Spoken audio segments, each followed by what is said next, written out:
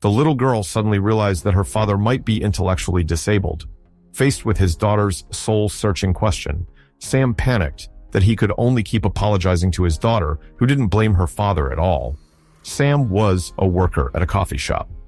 Life, for him, was simple and pure, until one day he accidentally took in a homeless woman and unexpectedly sparked a connection that led to love. The homeless woman successfully gave birth to a baby girl. Sam was overjoyed and named his daughter Lucy. Lucy's mother seemed disgusted by both of them. It turned out that she was just a drifter looking for a place to stay. Watching the mother disappear into the vast crowd, Sam was left bewildered and unsure of what to do next. He had no idea how to handle this tiny new life. He didn't understand why his daughter cried, didn't know how to buy the right diapers, and even struggled to choose the correct formula. He didn't know where to go or what to do. That's when a kind neighbor, Annie, noticed Sam's predicament. Annie taught him how to be a capable parent. Although Sam relied on TV schedules to determine feeding times for Lucy, Sam had a group of friends who, like him, were intellectually challenged. Though they all had their limitations, they were pure-hearted and kind people who showered Lucy with immense love. Sam worked while raising his child, but as Lucy grew older, he could no longer bring her to work. Sam approached her neighbor for help, and although she initially hesitated, she couldn't refuse after learning that the first word Lucy had ever spoken was her name. Time flew by, and the little angel quickly grew up, becoming increasingly curious about the world. Lucy was exceptionally bright for her age, always asking imaginative and endless questions. Sam patiently answered every question her daughter posed.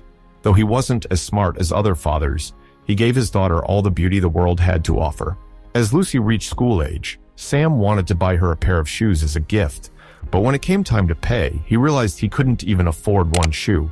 His friends willingly pooled together whatever they had, one coin here, another there, until they managed to gather enough. The compassionate shopkeeper gave each of them a balloon, and the group crossed the black and white pedestrian crossing like the Beatles once did on Abbey Road, carefree and full of joy. After starting school, Lucy became even smarter and more clever. Watching her father struggle to read words, Lucy understood his difficulties. She brought out her old textbooks. Her maturity, however, raised concerns among her teachers. Confused, Sam was called to the school.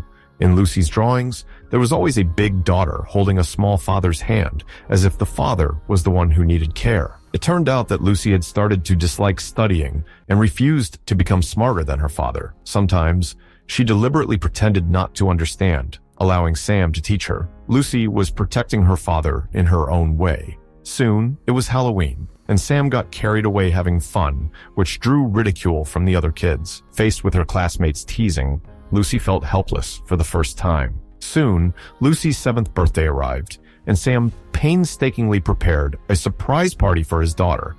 But trouble began when a mischievous boy named Gray began causing disruptions and refused to cooperate. Sam pushed him slightly. However, the boy's father intervened, pinning Sam to the ground. This scene was witnessed by Lucy as she entered the room. To retaliate against Sam, Gray taunted her, "He's not your real father."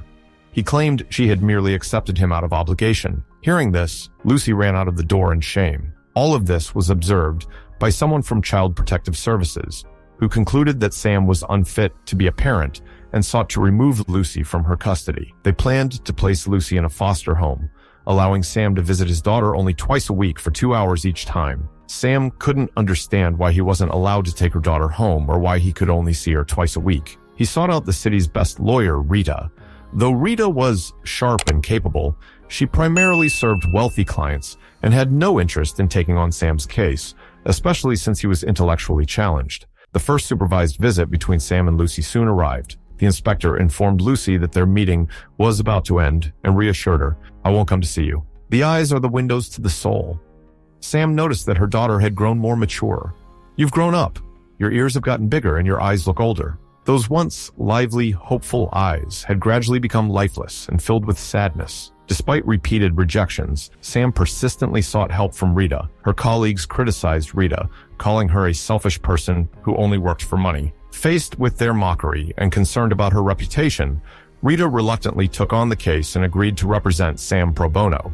Sam's intellectually disabled friends were clearly not fit to testify. The first court hearing arrived as scheduled. Sam's love for her child helped her suppress her fear and insecurity, desperately trying to present herself as a competent adult. Both lawyers argued fiercely, but no conclusion was reached, leaving the decision pending for the next hearing. Lucy sneaked out of the restroom and lied, claiming that the staff had allowed Sam to take her to the park. Leaning on her father's shoulder, Lucy fell asleep with a faint smile, radiating a sense of comfort and security, but eventually they were caught and brought back. When Rita arrived and learned what had happened, she was furious. Lucy suddenly ran over and hugged her. The bearded opposing lawyer then told Lucy, "Your father isn't capable of raising you."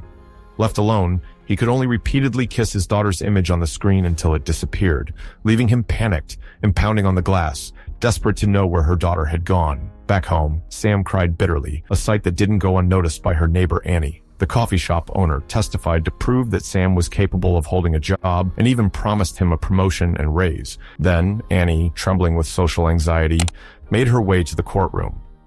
Annie was an empathetic and intelligent person, but the opposing lawyer quickly exploited her psychological vulnerabilities. Annie's dark childhood was the root cause of her social anxiety. Annie's face turned pale, and she collapsed, unable to continue testifying. Seizing the opportunity, the bearded lawyer shifted his focus back to Sam. Faced with the bearded lawyer's leading questions, Sam was left defenseless. This became the final straw that broke his spirit. He couldn't provide his daughter with a better environment to grow up in. Sam couldn't stop thinking about Lucy and secretly brought a bouquet of flowers to visit her. But when he saw the beautiful flowers in the foster family's yard, he realized he couldn't give his daughter a better life. He felt that Lucy no longer needed him.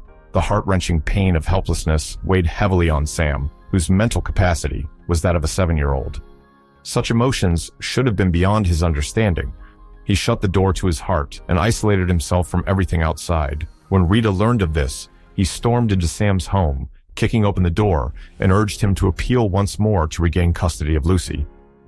But this time, Sam chose to give up. He believed that perhaps Lucy would live a better life with the foster family. Behind Rita's seemingly successful exterior lay a painful past. She had watched her husband walk away and pretended not to notice. Her own son had grown distant, showing little affection toward him. Two people from opposite ends of society shared a similar brokenness.